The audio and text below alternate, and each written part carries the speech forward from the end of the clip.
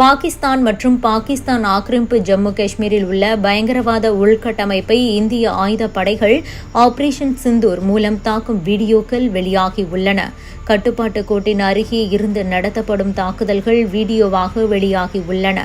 கடந்த 10 நாட்களாக ஜம்மு காஷ்மீர் எல்லை கட்டுப்பாட்டு கோட்டில் பாகிஸ்தான் ராணுவம் போர் நிறுத்த ஒப்பந்தத்தை மீறி எந்தவித தூண்டுதலும் இல்லாமல் துப்பாக்கி சூடு நடத்தியது. ஜம்மு காஷ்மீரின் குப்வாரா, பாரமுல்லா, பூஞ்ச், நவ்ஷெரா மற்றும் அக்னூர் பகுதிகளுக்கு எதிரே உள்ள நிலைகளிலிருந்து சிறிய ரக துப்பாக்கி சூடுகள் நடத்தப்பட்டன. 240 கிலோமீட்டர் நீளமுள்ள இந்த எல்லையில் நடந்த துப்பாக்கி சூட்டுக்கு இந்திய ராணுவம் உடனுக்குடன் பதிலடி கொடுத்து வந்தது.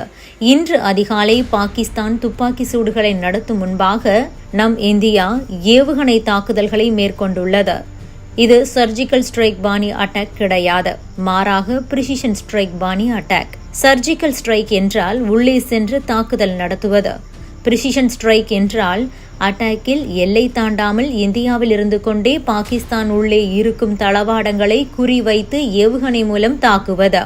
அந்த வகையில்தான் தீவிரவாத முகாம்கள் மற்றும் தளவாடங்கள் மட்டும் குறிவைக்கப்பட்டு கச்சிதமாக அழிக்கப்பட்டுள்ளன.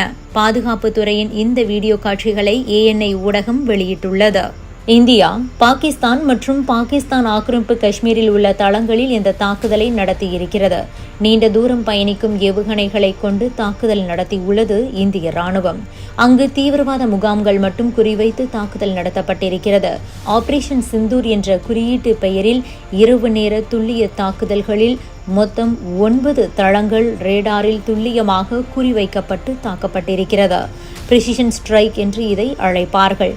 அதாவது தீவிரவாத கேம்ப் மட்டும் குறிவைக்கப்படும். இப்படி குறிவைக்கப்பட்ட மையங்கள் அதன் பின்பு ட்ரோன் மூலம் கண்காணிக்கப்பட்டது. அவை சரியான இடங்களா என்று உறுதி செய்யப்பட்டு தாக்குதல் நடத்தப்பட்டுள்ளது. இதில் பாகிஸ்தான் ராணுவ பகுதிகள் எதுவும் தாக்குதலுக்கு உள்ளாக்கப்படவில்லை. இதற்கிடையே பாகிஸ்தானுடனான சர்வதேச எல்லையில் இந்திய விமானப்படை பெரிய அளவிலான ராணுவ பயிற்சிகளை மேற்கொண்டு வருகிறது. பாகிஸ்தான் மற்றும் பாகிஸ்தான் ஆக்கிரமிப்பு காஷ்மீரில் இந்த தாக்குதல் நடைபெற்றுள்ளது.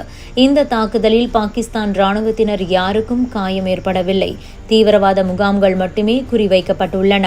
முக்கியமாக லஷ்கர்-இ-தொய்பா அமைப்பின் தலைமையிடம் குறிவைக்கப்பட்டுள்ளதாக கூறப்படுகிறது. இந்த முறை இந்தியாவில் இருந்தே தாக்குதல் நடத்தப்பட்டுள்ளது. அதாவது இந்தியாவிற்கு உள்ளே இருந்தே தாக்குதல் நடத்தப்பட்டிருக்கிறது.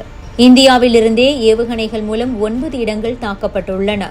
நீண்ட தூரம் பயணிக்கும் ஏவுகணைகள் கொண்டு தாக்குதல் நடத்தியிருக்கிறது இந்திய ராணுவம்.